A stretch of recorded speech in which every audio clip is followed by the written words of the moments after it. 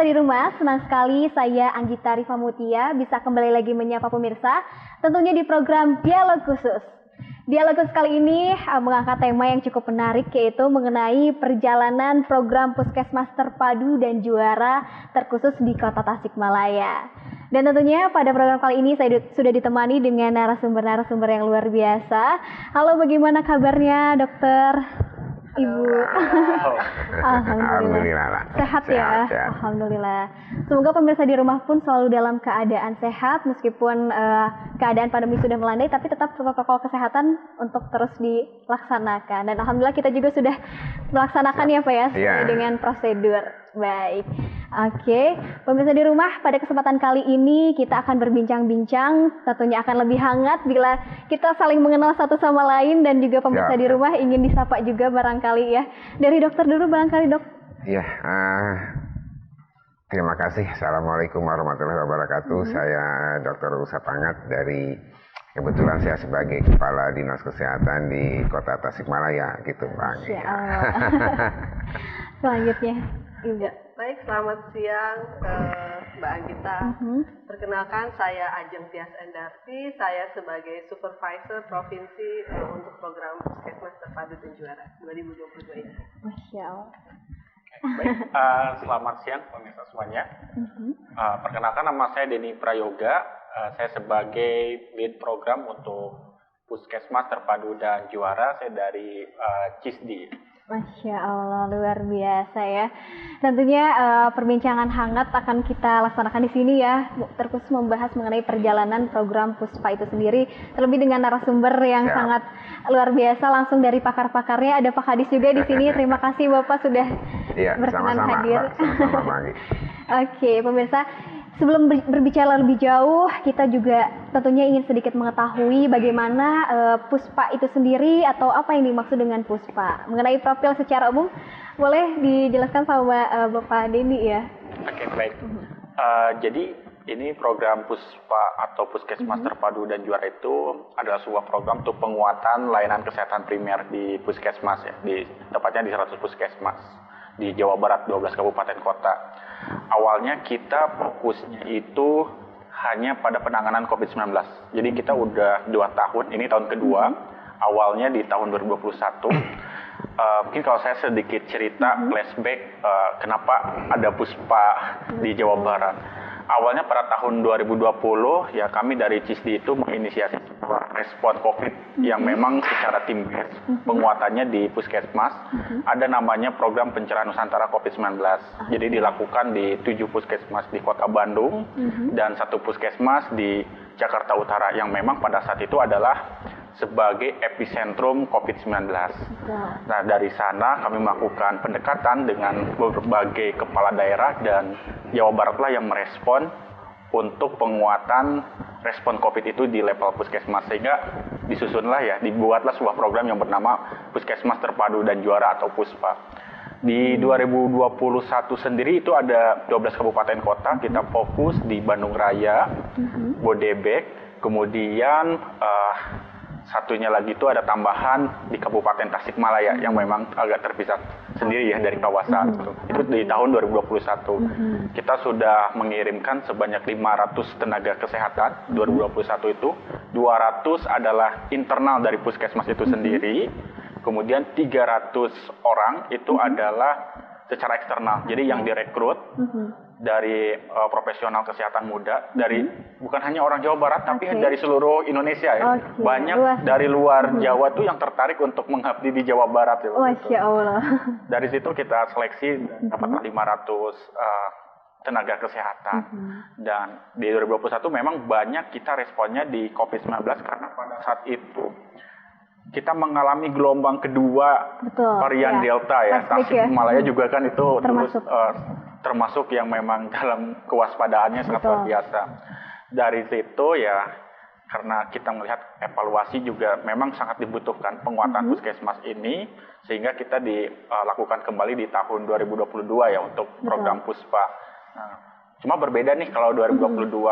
Yang sebelumnya kalau tahun 2022 itu ya 2021 hanya COVID, 2022 itu kalau arahan Pak Gubernur kan Puspa ini harus investasinya di daerah yang padat penduduk. Kemudian yang kedua memiliki kerawanan terhadap COVID juga. Itu dilihat dari 2021 mana angka kasusnya yang paling tinggi ya, tren kasusnya. Sehingga terpilihlah salah satunya adalah Kota Tasikmalaya. Nah, Kota Tasikmalaya kenapa dipilih? Karena kami punya indikator ya. Indikator pemilihan kabupaten kota itu. Satu, didasarkan pada angka kasus kumulatif dari sejak mulainya ada COVID-19 sampai 2 Februari 2022, dan Kota Tasikmalaya itu tinggi ya, termasuk yang tinggi. 10 besar se-Jawa Barat yang tinggi. Kemudian yang kedua dilihat dari angka kematiannya. Kematiannya juga cukup tinggi, masuk 10 besar juga. Kemudian yang ketiga dilihat dari capaian vaksinasi lansia, COVID lansia ya, dosis 2 dan dosis 3 ya. Kita juga masih rendah di situ. Dan yang satu lagi sebagai penunjang adalah kepadatan penduduk. Kita tahu kan Kota Tasikmalaya ini adalah kota meskipun bukan aglomerasi Bandung Raya, tetapi cukup mobilitasnya orang Tasik ke Bandung itu sangat tinggi. Jadi kalau di Bandung ada angka kasus yang tinggi, Kota Tasik itu ikutan tinggi juga. Keterkaitannya. Betul. Jadi intervensinya jangan hanya di Bandung, tapi Kota Tasik pun juga harus dilakukan intervensi. Sehingga itu dipilihlah Kota Tasik menjadi salah satu wilayah ya, lokus untuk program Puspa di tahun 2022 ini. Masya Allah. Jadi dari banyaknya kabupaten kota, 27 kota kabupaten ya, kurang lebih di Jawa Barat, Tasikmalaya termasuk yang mempunyai program Puspa itu sendiri. Berarti tidak semua kota kabupaten ya? Hanya 12. Hanya 12. Masya Allah. Iya, luar biasa ya pemirsa di rumah. Ternyata memang berangkat dari latar belakang ataupun dorongan yang cukup luar biasa tujuannya terlebih untuk menangani isu-isu kesehatan, terlebih ketika datangnya pandemi COVID-19. Iya, selanjutnya saya ingin bertanya kepada Bapak nih, Pak Dokter ya, selaku Kadis dari Kota Tasikmalaya sendiri. Apa tanggapan Bapak nih ketika Kota Tasikmalaya ini menjadi salah satu kota dari 12 kota kabupaten yang memang terpilih juga untuk diberlakukannya atau dicanangkannya program Puspa? Apa yang Bapak pikirkan waktu dulu untuk menerima program tersebut? Ya, mungkin pertama saya ucapkan dulu terima kasih pada Pak Gubernur Jawa Barat, Pak Ridwan Kamil, juga pada Kepala Dinas Kesehatan Provinsi Jawa Barat, dan juga terutama Pak dari CISDI ini, beliau nih. Saya mengucapkan banyak terima kasih karena kita sudah masuk dalam salah satu program unggulan ya, yaitu program Puspa yang memang saat itu juga saat awal datang kepada kami untuk dijadikan lokus daripada program Puspa ini, secara pribadi dan secara institusi saya menyambut baik ya, karena kita tahu waktu itu kasus COVID di kita kan luar biasa tingginya kan ya.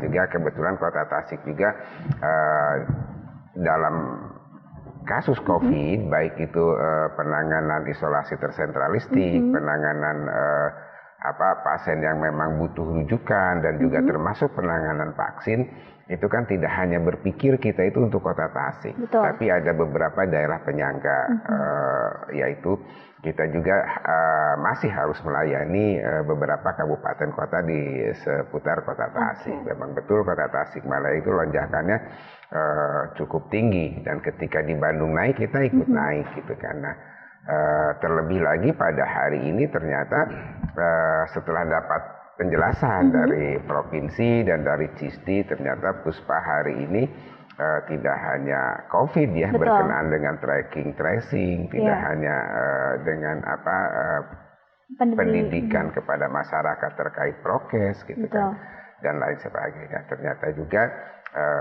hari ini itu program Puspa itu juga ada program tambahannya ya, dalam mengakselerasi dalam hal derajat kesehatan ya Pak yang iya penting. Betul, pelayanan esensial di puskesmas.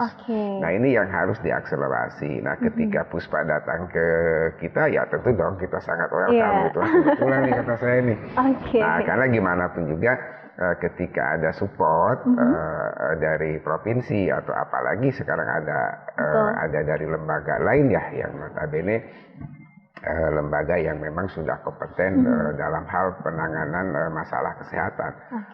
Di samping kita dapat bantuan secara program, tentu kan kita bisa saling sharing informasi, bisa terutama untuk yang di lapangan bisa saling belajar lah, sehingga yang terpenting nanti kan fokusnya bahwa mutu layanan terhadap masyarakat dan terhadap kesehatan masyarakat kita bisa tingkatkan lagi. Lebih tingkatkan. Kita tadi disebut dengan baik ya Pak ya. Tentu kita sambut Terlebih dengan mungkin baik. dengan adanya pandemi COVID-19 ini menjadi salah satu semangat tersendiri sebenarnya Pak ya, untuk bersatu, tidak hanya mungkin sendiri-sendiri berjalan, tapi juga menciptakan kolaborasi-kolaborasi yang sebelumnya mungkin belum pernah, sekarang semakin serentak untuk bergotong royong mewujudkan masyarakat dengan derajat kesehatan yang lebih tinggi lagi. Dari Dr. Ajeng juga nih, saya ingin bertanya sebagai supervisor dari provinsi juga nih, bagaimana melihat Kota Tasik sendiri, termasuk juga mungkin dari segi apa-apa yang bisa dibermanfaatkan, termasuk tenaga kesehatan dan lain-lain. Apa pandangan dari Ibu? Oke, baik, terima kasih Mbak Anggita. Sebelumnya mungkin saya ingin mengucapkan juga terima kasih kepada Pak Kadis atas penerimaan dari dari Dinas Kesehatan Kabupaten Kota Tasikmalaya terhadap nakes-nakes yang kami turunkan gitu ya. Jadi luar biasa hangat penerimaannya, kemudian juga sangat memberikan bimbingan, memberikan arahan. Dan kebetulan hari ini kami baru selesai melaksanakan monitoring dan evaluasi serta site visit untuk pelaksanaan kegiatan program di Kota Tasikmalaya, dan memang kami punya seperangkat goals dan outcome yang ingin dicapai. Tentunya itu adalah goal yang memang sifatnya baru bisa dicapai dalam jangka waktu yang target adalah 6 bulan. Namun kita bisa melihat bahwa dari 3 bulan pelaksanaan Puspa di Kota Tasikmalaya ini progresnya sudah menunjukkan progres yang sangat positif. Jadi bagaimana inovasi-inovasi yang dilakukan oleh teman-teman Puspa dan juga didukung oleh teman-teman Puskesmas, karena tim Puspa ini adalah bagian dari Puskesmas yang membantu mengakselerasi semua pelaksanaan program, dan program yang ada dilaksanakan oleh tim Puspa itu semua adalah program Puskesmas gitu. Jadi kalau saya melihat dengan adanya penerimaan yang sangat baik, kemudian juga arahan dan bimbingan dari kepala dinas dan juga dari setiap kepala puskesmas dan juga tenaga kesehatan di puskesmas kepada tenaga Puspa itu memberikan menjadi salah satu hal yang sampai sekarang itu sangat membantu untuk pelaksanaan program sehingga semuanya bisa berjalan dengan baik. Jadi melihat Kota Tasikmalaya sendiri adalah kota yang juga ramah, termasuk juga penerimaan dan lain-lain, upaya-upaya untuk menuju ke hal-hal baik juga sangat dilakukan dengan kolaborasi yang baik. Dan open Mbak, artinya menerima masukan. Jadi dengan ada inovasi-inovasi pun banyak sekali kami temukan pada saat tadi kami melakukan site visit. Baik, terima kasih. Nanti pemirsa, kita juga akan membahas mengenai program-program apa saja yang dilakukan oleh Puspa dan juga mungkin target sasaran dan lain-lain. Kita akan berbincang lebih dalam setelah segmen 1 ini, tetap di program Dialog Khusus.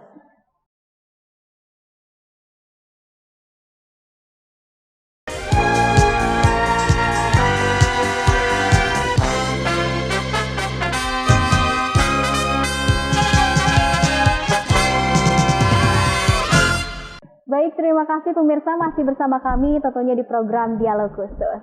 Tadi sudah banyak kita berbincang mengenai informasi umum dan juga penerimaan dari Kota Tasikmalaya sendiri sangat luar biasa.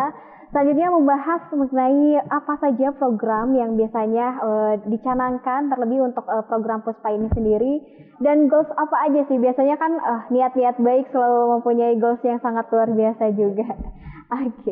Boleh? Dari Ibu. Jadi sebelum kita masuk kepada satu aktivitas, mungkin kita harus menyampaikan dulu terkait dengan goals dan outcome yang ingin dicapai dari program Puspa ini. Jadi goal utama adalah menurunkan angka kematian karena COVID, gitu. Karena program ini juga masih disusun pada saat pandemi ini masih terjadi, begitu, sehingga goal utama adalah menurunkan angka kematian karena COVID per 100.000 penduduk. Nah, dari goal tersebut kemudian ada beberapa outcome yang ingin juga dicapai, yaitu bagaimana menurunkan tingkat angka konfirmasi per 100.000 angka konfirmasi kasus COVID per 100.000 penduduk, juga terkait dengan pelayanan esensial untuk penyakit hipertensi, berapa banyak pasien hipertensi yang bisa terkontrol, kemudian berapa banyak pasien diabetes mellitus yang terkontrol, serta berapa banyak balita yang berada dalam status masalah dengan gizinya itu mengalami peningkatan berat badan setiap bulannya. Nah, di samping goal dan outcome tersebut ada juga beberapa output yang ingin dicapai. Yang pertama adalah cakupan testing, treatment dan juga tracing. Kemudian juga bagaimana cakupan vaksinasi pada lansia untuk dosis kedua dan dosis ketiga. Kemudian juga di sini mungkin yang spesial dari Puspa adalah pelibatan kader, pelibatan masyarakat dalam menjalankan semua aktivitas untuk mencapai program-program tersebut, yang kita sebut sebagai kegiatan surveillance berbasis masyarakat. Jadi bagaimana keterlibatan kader dalam surveillance berbasis masyarakat. Yang lebih dekat menyentuh masyarakat yang berada di dalam masyarakat, yang menjadi penjembatan antara fasilitas kesehatan dengan masyarakat itu sendiri. Kemudian juga kita juga tidak bisa menutup mata adanya fasilitas kesehatan swasta lain di sekitar kita gitu ya, selain puskesmas, dan itu semua tentunya harus ada penjembatan, harus ada menjembatani antara fasilitas swasta dengan puskesmas, dan itu yang kita coba outputnya adalah memberikan pelibatan pasienkes dengan kegiatan-kegiatan puskesmas. Selain itu juga kita melihat berapa banyak output lainnya adalah berapa banyak dari pasien hipertensi yang terkontrol, betul. Kemudian berapa banyak dari pasien diabetes bukan terkontrol, mendapatkan pelayanan sesuai dengan standar. Iya. Jadi itu lebih spesifik lagi. Itu juga salah satu bentuk dari melindungi hak masyarakat untuk mendapatkan kesejahteraan dan juga kesehatan. Dan kemudian pasien diabetes yang mendapatkan pelayanan sesuai standar, dan yang terakhir adalah terkait dengan peningkatan cakupan peningkatan berat badan pada balita. Iya, untuk menghindari juga mengurangi juga angka stunting dan lain-lainnya. Kita ketahui bahwa permasalahan gizi pada balita masih cukup besar, dan itu menjadi salah satu program nasional yang tentunya kita ingin partisipasi juga dalam mensukseskan program nasional. Mungkin latar belakangnya nanti bisa dijelaskan. Baik.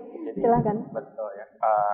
Kenapa kita di tahun 2022 ini tidak hanya COVID-19 saja gitu kan. Karena kita belajar di tahun 2021 itu kematian pasien COVID itu banyak dialami oleh individu-individu yang satu dia lansia. Kemudian yang kedua punya komorbid. Penyakit bawaan. Ya, penyakit kayak diabetes, hipertensi yang tidak terkontrol. Kemudian juga mereka yang meninggal itu adalah keterlambatan ya, ada terlambat mengakses layanan kesehatan. Karena pada saat itu bisa dilihat 2021 itu sangat mengerikan. Bahkan ya banyak yang tidak bisa mendapatkan akses rumah sakit karena penuh juga rumah sakit. Itu sangat erat kaitannya dengan melonjaknya kasus ya, Pak. Betul. Jadi hampir ya kalau dilihat itu ya kayak kita di Jawa Barat itu kan board itu terus aja boardnya rumah sakit itu kita lihat aja terus bagaimana, dan ini ya kalau dibilang kolaps juga banyak yang kolaps juga ya rumah sakit itu, sampai akhirnya ya kita dampaknya ke pasien-pasien itu banyak yang meninggal.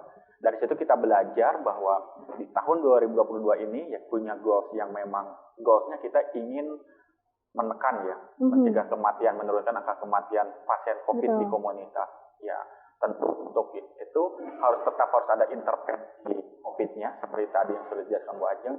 Testingnya harus ditingkatkan, meskipun saat ini sekarang kasusnya rendah, tapi kasus yang rendah pun juga tetap kita harus cek gitu kan, jangan sampai ada ternyata LTG ya istilahnya, orang-orang yang tanpa gejala, tetapi kalau itu menularkan kepada individu-individu rentan itu kan berat, sangat berat ya. Iya, betul.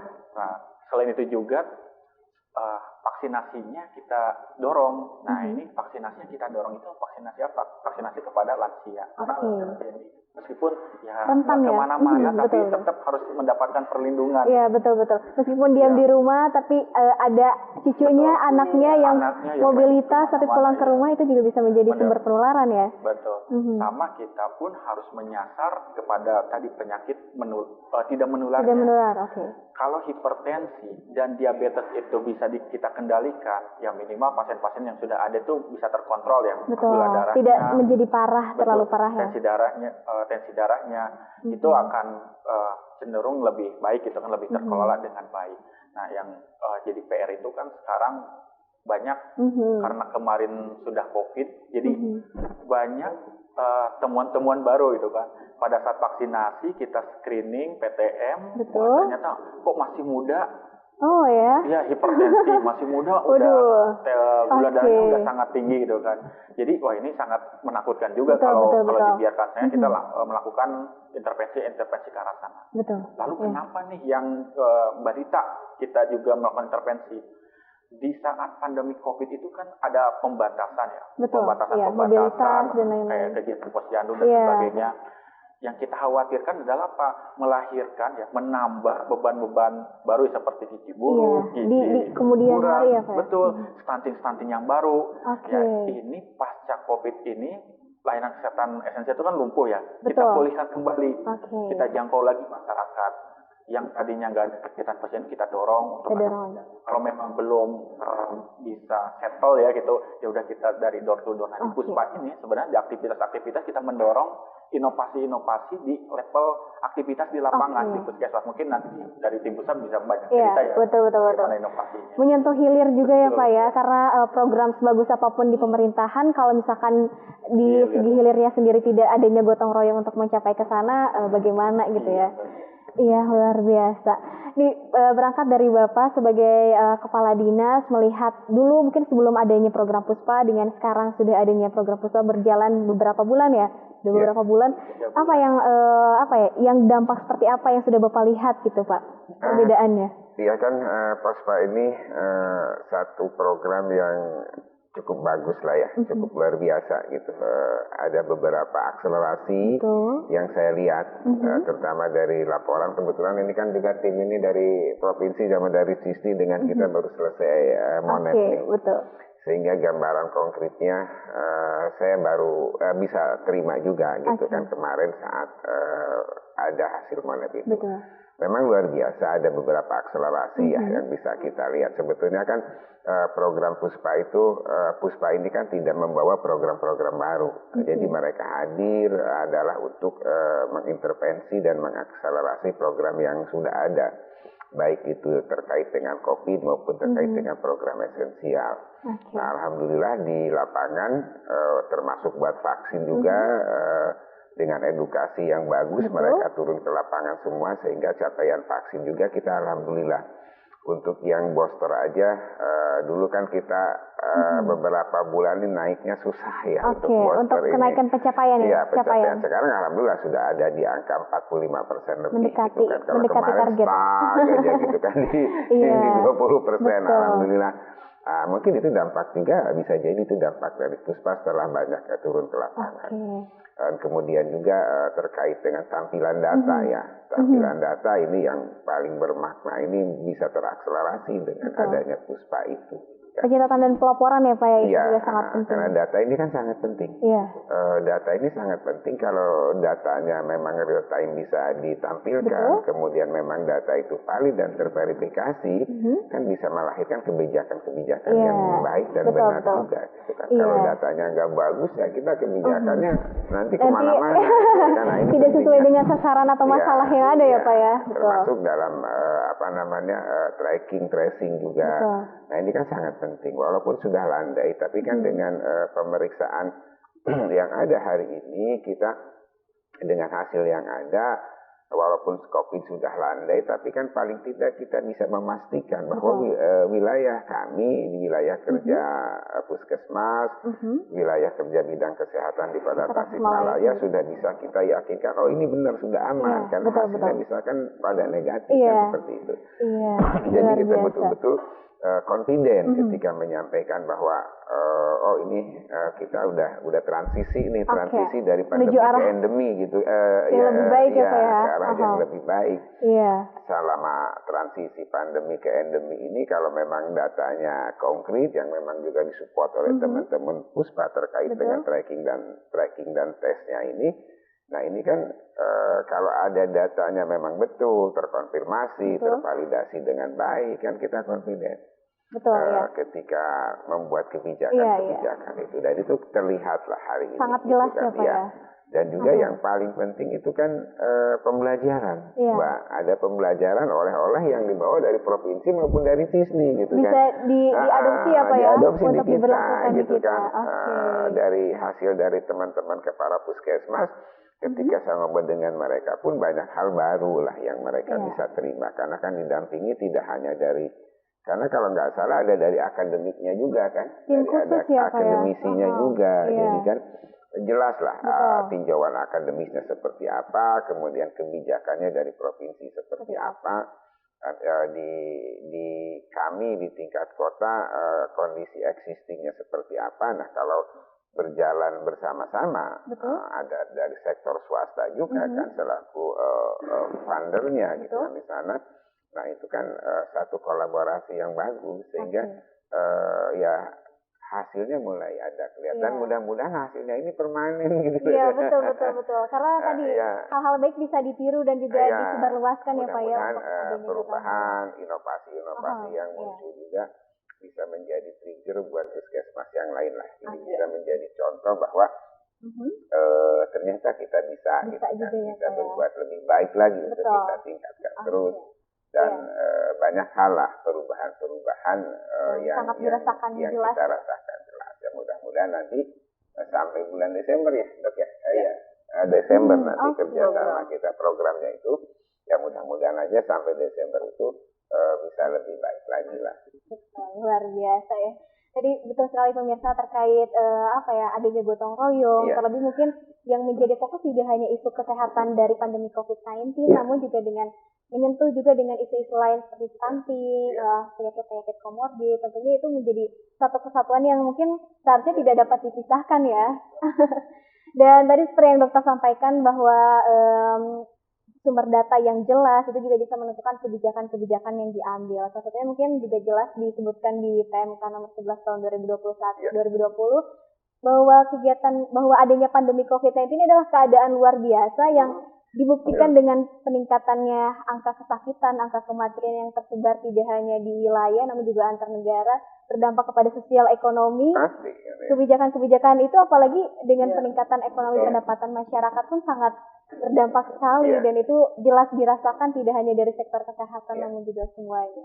Baik, luar biasa ya pemirsa, apa-apa yang sebenarnya tidak pernah kita lihat dan kita sentuh ternyata sekarang sudah terbuka, dan semoga ini bisa menjadi semangat juang juga nih bagi pemirsa di rumah untuk sama-sama berkontribusi secara nyata, termasuk mungkin dengan hal-hal kecil seperti datang ke posyandu sesuai dengan dijadwalkan dan lain sebagainya.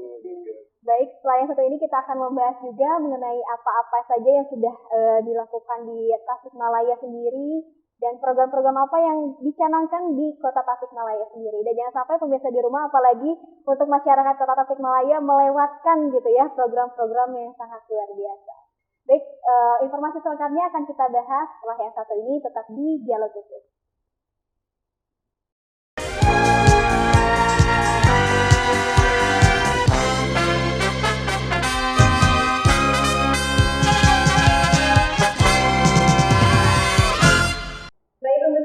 Terima kasih masih bersama kami untuk menjadi program Dialog Khusus.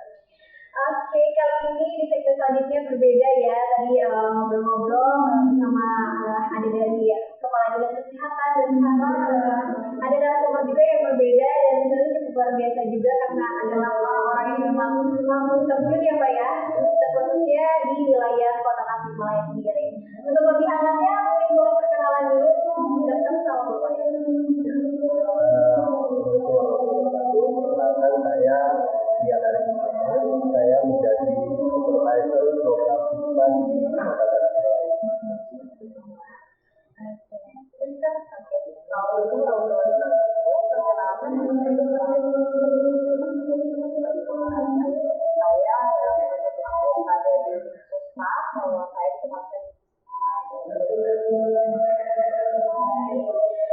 Luar biasa ya pemirsa, bisa ngobrol-ngobrol langsung dengan suasana yang cukup hangat juga pada hari ini. Dan terlebih yang ingin pemirsa atau ingin ketahui juga bagaimana pengalaman ataupun program-program terlebihnya yang dicanangkan di wilayah Kota Tasikmalaya. Dan karena tadi terlebih mungkin untuk informasinya yang sudah disampaikan, dan untuk Kota Tasikmalaya sendiri terkait adanya program puspa ini, kiranya apa saja program-program yang memang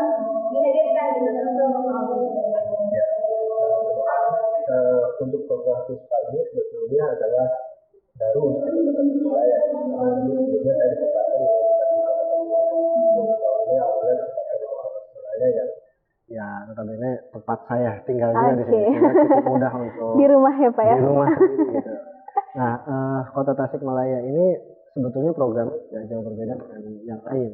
Cuma perbedaannya adalah kalau dukungan dari dinas kesehatan, dukungan dari puskesmas, macam kepala puskesmas itu cukup luar biasa dibandingkan dengan tugas saya yang sebelumnya. Tapi di sini sangat luar biasa, sehingga program-program yang ada di kota Tasikmalaya ini hampir sepenuhnya bisa dilakukan dengan baik di kota Tasikmalaya. Nah, program unggulan kita sebetulnya adalah di penanggulangan COVID. Namun untuk di kota Tasikmalaya ini sendiri kita akan fokuskan bagaimana penanggulangan di dua penyakit, yaitu hipertensi dan DM, dan termasuk di gizi, peningkatan gizi buruk di bukan peningkatan, jadi penambahan berat badan bagi anak. Ya, betul. Yang jadi fokus juga ya Pak fokus ya? juga. Luar biasa. Itu program secara umum yang dilakukan di kota Tasikmalaya. Dan sejauh ini mungkin saya ingin bertanya kepada dokter, memang apa saja yang sudah berjalan atau bahkan yang sudah dilakukan dan yang sedang dilakukan terkait program-program yang tadi disampaikan?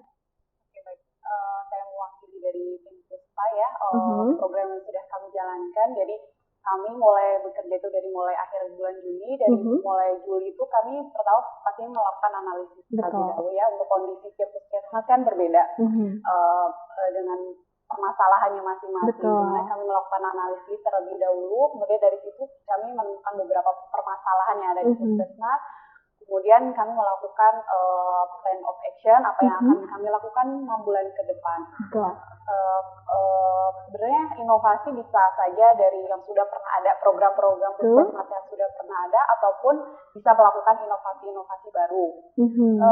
Untuk Puspa 2022 ini kan fokusnya tadi sudah dijelaskan ya, ada dari COVID, kemudian kita juga memiliki ada dari PTM, penyakit tidak menular, itu khusus ke penyakit hipertensi dan diabetes mellitus, kemudian untuk gizinya juga ada.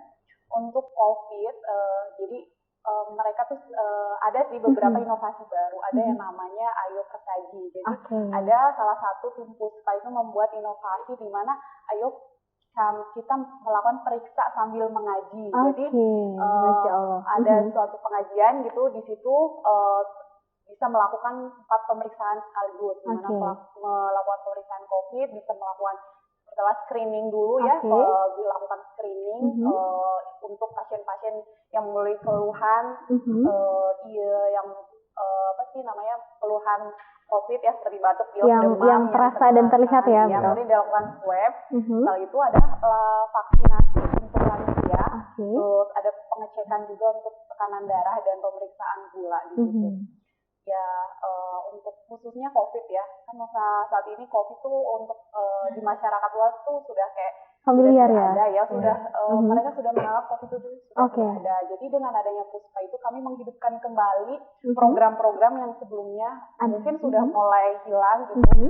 Nah, kami dari tim Puspa yang saya rasakan di puskesmas, kami melakukan screening gitu di depan, kemudian kami langsung lakukan swab antigen gitu. Kemudian nanti apabila positif kita lakukan tracing, kontak eratnya, kemudian kita lakukan pengobatan seperti itu. Terus untuk screening penyakit tidak menular kita lakukan pada usia lebih dari 15 tahun, dilakukan di Posyandu, di sekolah. Gizi juga sama, kita lakukan ke Posyandu, misalnya apabila ada yang tidak datang ke Posyandu kita lakukan sweeping. Kemudian untuk vaksinasi untuk vaksinasi khususnya lansia, kita ada beberapa program mobile. Jadi kita lakukan langsung menemui Posyandu langsung ke situ. Nah, kalau jemput misalnya bola ya. Ada yang tidak datang, perbedaannya. Kita door to door, kita langsung jemput lansianya. Luar biasa. Saya berarti benar-benar powerful sekali ya harusnya. Jadi perbedaannya Puspa dengan program kalau Puspa itu bergerak berdasarkan kebutuhan dari masing-masing puskesmas. Jadi walaupun dikirim dari provinsi, tetapi setiap tim Puspa mereka itu datang sebetulnya dari bulan Juni ke Kota Tasikmalaya itu, tetapi punya tugas untuk melakukan analisis situasi terlebih dahulu. Jadi tidak langsung menjalankan program, butuh program apa saja, kegiatan program apa saja, tidak. Tapi mereka melakukan analisis situasi selama 1 bulan. Selama 1 bulan situasi, maka setiap puskesmas itu punya permasalahan yang berbeda-beda, punya strategi yang berbeda-beda. Betul. Makanya setiap puskesmas itu ada puskesmas A yang dia punya strategi ini, puskesmas B punya strategi ini, gitu. Sehingga itu semua berdasarkan dari analisis situasi. Semua kegiatannya terukur, terencana, dan memiliki value yang berbeda-beda dari setiap puskesmas. Iya, jadi berangkatnya tentunya dari melihat kondisi lingkungan setempat ya Pak ya, terkait sasaran yang akan dituju, tidak hanya sekedar mencantumkan ataupun mengelis program-program, tapi juga disesuaikan dengan kebutuhan-kebutuhan itu sendiri. Betul. Ya, luar biasa. Dan Dokter Ajeng ini salah satu tim Puspa luar biasa. Ya kan biasanya dokter ini memeriksa pasien, diam di puskesmas. Nah, tapi ingin juga terus ke lapangan. Ini jadi suka terjun ke lapangan, ya, dan langsung memeriksa secara door to door. Ya, luar biasa. Itu yang menjadi ciri khas Puspa juga ya Pak ya. Betul. Tidak hanya menunggu tapi juga menjemput bola. Termasuk yang tadi kita lakukan ya terakhir di puskesmas Mangkubumi, itu langsung datang ke pos penjualan. Ya, sejauh ini jadi penasaran nih. Tadi mungkin dari berangkat tentang menganalisis situasi ataupun wilayah sekitar, dan sampai sekarang masih berjalan sampai nanti di bulan Desember ya.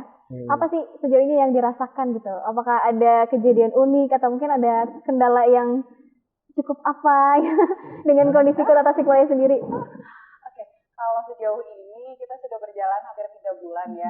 Kalau untuk masalah pasti ada setiap puskesmas memiliki masalah masing-masing. Lebih ke mungkin kalau ya namanya adaptasi ya Teh ya. Kalau saya kan kebetulan tim dari dalam puskesmas tersebut, jadi kami menjembatani para tim yang dari provinsi yang eksternal tersebut masuk ke dalam puskesmas kan perlu yang namanya adaptasi terlebih dahulu. Nah itu cukup ini ya, kan ada beberapa mungkin yang belum pernah masuk ke wilayah puskesmas, jadi mungkin buat mereka itu baru kerja di puskesmas seperti apa, terus bekerja sama dengan tim, mungkin kendala awal-awal adaptasi tapi berjalan ke sini sih alhamdulillah kami udah tahu ya mungkin kinerja puskesmas seperti ini. Jadi sejauh ini sih tim juga aman ya Teh untuk kita kan lebih ke lapangan ya, kita terjunnya ke lapangan ke dalam gedung. Atau diusir oleh warga juga pernah. Oh gitu. Ya. Jadi warga tidak menerima kedatangan dari kedatangan tim, padahal maksudnya baik gitu ya, untuk memeriksa keadaan mereka, tetapi ya gitu, mereka tidak menerima, persepsinya berbeda, mereka minta surat tugas lah, ini itulah dan sebagainya. Masya Allah. Itu tantangannya variatif ya. Variatif. Sebetulnya vaksinasi sih ya Teh. Kan kita memang fokusnya vaksinasi untuk lansia. Mungkin kalau untuk masyarakat umum apalagi muda udah sadar ya. Tapi kalau lansia itu banyak stigma kan. Kita tahu stigma di masyarakat. Jadi kita harus yang edukasi door to door tuh benar-benar kita ke rumah. Awalnya pasti kita langsung ditolak gitu. Ada ya. Pasti ada yang bilang, enggak, saya mah darah tinggi, saya mah gula apa. Maksudnya Teh, ya udah nggak apa-apa Pak, kita periksa terlebih dahulu. Pas kalau misalnya memang sehat ya nggak masalah. Kita jelaskan edukasi. Vaksin itu sebenarnya aman, tidak ada efek apapun. Masya Allah. Iya, tentunya salah satu bentuk dari perjalanan menjalankan program Puspa dari awal sampai sekarang masih berjalan dan kemudian nanti sampai Desember, hal-halnya memang terkadang di luar yang dibayangkan, dan juga mungkin penerimaan yang baik juga ada, penerimaan yang kurang juga ada, tapi berangkat lagi bahwa sama-sama di sini itu adalah untuk menciptakan herd immunity ya terlebih. Untuk vaksinasi sendiri outputnya ataupun dampak jangka panjangnya adalah herd immunity. Makanya nanti kita akan ada rencana itu adalah melakukan yang namanya telehealth. Jadi telehealth itu ketika tim dokter ini kan tidak banyak, tapi kita butuh para lansia untuk bisa divaksin dan mereka tidak bisa datang ke puskesmas kan. Padahal itu biasanya kita nanti akan mengirimkan tim ke rumah-rumah, tetapi dengan membawa melakukan video call langsung dengan dokternya. Jadi dokternya diagnosa anamnesia melalui video call ya, ditanya kalau misalnya nanti menurut dokter itu bisa divaksin, nah itu kita lakukan vaksin oleh tim. Kalau misalnya tidak dijemput langsung Pak. Betul. Jadi video callnya langsung dengan vaksin dengan lansia dan itu HP-nya dibawa oleh tim kita ke sana. Jadi karena timnya kan tidak semuanya dokter, tidak semuanya tenaga medis, tetapi itu kita bisa melakukan telehealth seperti itu. Itu adalah bagian dari pemanfaatan teknologi digitalisasi agar target vaksinasi lansia kita bisa cepat. Betul. Pada dasarnya sebenarnya program sudah berjalan, namun Puspa ini kalau kata Pak Gubernur adalah Kopassusnya tenaga kesehatan. Masya Allah, iya. Harus tangguh ya. Bisa segalanya dan bisa membantu setiap kota cepat capaiannya. Oke, luar biasa ya. Sampai ya poinnya pemirsa, tidak mudah juga ternyata apa yang dilalui di lapangan ya Pak ya. Tadi disebut sebagai Kopassus, harus tangguh dan juga harus siap untuk melihat kondisi-kondisi dan juga mengatasi beberapa masalah. Itu salah satunya stigma masyarakat ya. Mungkin tidak hanya di kota Tasikmalaya saja, tersebar juga dari kota kabupaten lain. Ini menjadi PR kita bersama ya Pak ya untuk memberikan menularkan lah istilahnya, menularkan informasi-informasi yang tentunya sangat dipertanggungjawabkan gitu, kredibilitas dari segi sumber dan juga ketepatan informasi. Jangan sampai hoax tersebar luas dan juga menghalangi niat-niat baik yang seharusnya sudah bisa ditunaikan. Baik, tadi seru juga ya bahasanya, ternyata seperti itu kegiatan di lapangan ya. Oke, selanjutnya mungkin ingin saya tanyakan pesan ya yang Bapak ingin sampaikan nih kepada masyarakat di rumah, terlebih untuk Kota Tasikmalaya sendiri yang menjadi salah satu lokus dari 12 kota kabupaten ya Pak ya. Dari dokter mungkin barangkali sebagai teknisi di lapangan juga apa yang ingin disampaikan? Jangan nolak saya ya kalau ke rumah, itu juga boleh disampaikan. Ya mungkin ini ya. Saya jangan ditolak. Untuk masyarakat, mungkin kita masih di era pandemi ya untuk COVID-19 ini, kita masih tetap dalam waspada gitu ya, untuk masih aware dengan kondisi misalnya ada keluhan seperti batuk pilek, demam, nyeri tenggorokan itu tidak usah takut kalau misalnya kita lakukan swab, karena swab itu kan bagus ya tujuannya, maksudnya dengan swab itu kita bisa tahu dia positif atau tidak gitu. Jadi stigma yang dulu kita hilangkan lah ya sekarang gitu. Terus kemudian vaksinasi untuk masyarakat juga kan sekarang sudah ada booster, sudah terjamin amannya. Jadi diharapkan ya untuk masyarakat tidak lagi kayak menolak kalau misalnya ada kita petugas tuh jangan langsung kabur gitu, diperiksa dulu. Mungkin mereka punya darah tinggi atau gula, tapi kan kita ada standarnya ya, kalau misalnya di bawah 180 aman, tidak ada reaksi apa-apa. Gula juga aman kalau kita lakukan pemeriksaan dulu. Karena bukan datang untuk memaksa ya. Iya, betul. Kita tuh jadi kita juga bisa menerima konsultasi, misalnya ibu punya penyakit apa, boleh kita konsultasikan. Jadi kita datang tuh nggak langsung kita suntik, enggak, kita langsung kita screening dulu kan pastinya terlebih dahulu, kondisinya bagaimana. Jadi jangan takut kalau misalnya kita mungkin ada di posyandu gitu. Oke, luar biasa ya. Iya, tadi jangan takut nih pemirsa di rumah, terlebih mungkin untuk lansia ataupun ibu-ibu nih biasanya yang sering ngegosip ya. Sekarang coba deh, setelah nonton ini, sebarkanlah informasi seperti ini. Iya, betul. Oke, saya dari Bapak sekaligus juga. Ya, untuk masyarakat, jadi tolong untuk jangan percaya dengan hoax di luaran sana. Jadi kedatangan petugas kesehatan itu tidak berbicara hanya tentang uang. Tujuan mereka baik sebetulnya datang ke lokasi masyarakat, ibu-ibu sekalian adalah bagaimana menciptakan derajat kesehatan yang baik. Nah, kedatangan mereka punya niat baik, punya tujuan baik, punya manfaat baik. Jangan sampai tujuan yang baik itu mengalami penolakan yang sangat keras ataupun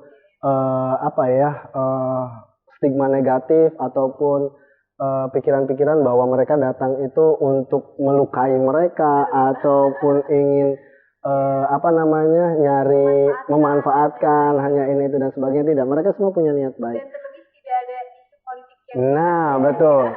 Datang dengan mulai panas ya, Pak. betul. Menjelang 2024. Datang dengan niat baik, tidak ada niat apa-apa. Yang jelas kedatangan kami itu tujuannya adalah untuk menciptakan derajat kesehatan dan untuk masyarakat juga datang. Jadi ketika ditolak, akhirnya apa yang menjadi rencana kita untuk melakukan intervensi seperti dokter ingin men-screening itu dan sebagainya akhirnya tidak terlaksana. Karena tadi ada ketakutan-ketakutan, ini nanti bakal di COVID-kan lah, atau misalnya dibisniskan lah, atau apa. Tidak ada. Kalau kita boleh memilih ya dok ya, kita nggak mau gituan. Ya, kita lebih milih ya udah aja diem di puskesmas, ya diem di rumah, ada ini. Capek kayak gitu. Kalau udah kita kayak gitu ditolak, ya lebih capek. Tapi kan kalau kita udah kerja kayak gitu, mereka menyambut dengan baik kan ya, udah jadi udah terasa gitu. Ini udah datang, udah capek-capek ke sana, ditolak, suruh ini itu dan sebagainya itu. Apalagi kan yang tidak-tidak. Nah, itu yang membuat kita agak sakit hati sebetulnya. Niat baik tapi dipikirkannya aneh-aneh gitu. Ya. Baik, dicatat ya pemirsa di rumah, dan sangat luar biasa sekali perbincangan kita dari awal. Tadi ada dari GC perwakilannya, ada dari supervisor dari provinsi, ada kepala dinas langsung, dan juga supervisor dari kota Tasikmalaya, dan juga dokter Ajeng selaku pelaksana teknik juga ya di lapangan yang tadi sudah sedikit banyaknya bercerita ya tentang apa yang dirasakan juga di pemirsa di rumah. Sekali lagi terima kasih banyak sudah hadir di program dialog khusus pada TV Tasikmalaya. Semoga informasi tadi menjadi informasi support system bagi para tenaga kesehatan yang benar-benar bertugas sebagai garda terdepan. Sebutnya apa Pak tadi tuh? Kopassus tenaga kesehatan. Kopassus tenaga kesehatan, dan juga terlebih masyarakat pada umumnya, masyarakat luas Kota Tasikmalaya, untuk sama-sama memberikan sambutan yang hangat ya jika ada kunjungan-kunjungan secara bersyukur. Tentunya ini adalah niat yang baik, tujuan yang baik, tujuan yang luhur, tadi meningkatkan derajat kesehatan. Betul. Baik, terima kasih pemirsa di rumah, dan terima kasih dokter, Bapak sudah hadir. Saya sekali lagi terima kasih banyak untuk pemirsa di rumah telah menyaksikan program dialog khusus, dan selalu saksikan terus program dialog khusus di episode-episode selanjutnya. Saya Anita bersama kru yang bertugas pada hari ini mengucapkan terima kasih. Sampai jumpa dan selamat